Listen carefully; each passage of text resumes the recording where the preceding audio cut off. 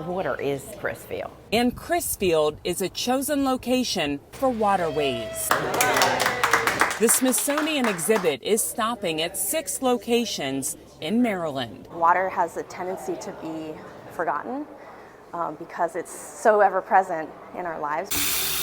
We turn on the tap and the water comes out, and we don't really put a lot of thought into where that comes from, that it's important that it's clean. Teresa Warden is with Maryland Humanities, the nonprofit that helped to bring the tour about 3 hours outside of Washington, D.C. Plastics don't degrade, and that it plays an important role in the amount of pollution that we're experiencing. More than 900 students are scheduled to pass through. There might be people here in Crisfield that never had an opportunity to go to Smithsonian in Washington. They'll look at messages like this one: our environment does not create water, it recycles it. Just look out the window here, and they have a beautiful place, and I'm not sure we always appreciate it, or we know how to take care of it.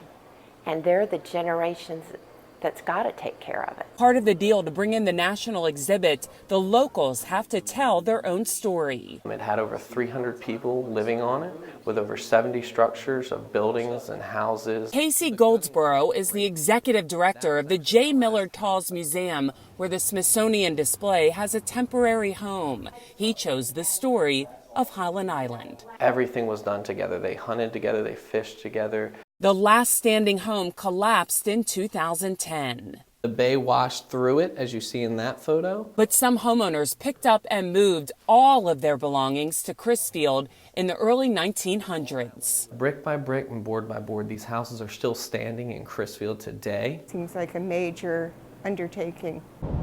We drove out to see a few of them on Maryland Avenue. It took years to bring them over. Moving to Crisfield, you can see the families were still nervous about the possibility of flooding. Both of the homes here are built on a higher foundation. Another story about the impact of water, one that James Lane had to see on the opening day in Crisfield. My life has been shaped by values generated by water traditions and occupations. You can catch Waterways in Crisfield through January 18th before it goes to Prince Frederick Public Library for the final stop in Maryland. It's very interesting and well put together. For Chesapeake Bay Magazine's Bay Bulletin, I'm Cheryl Costello.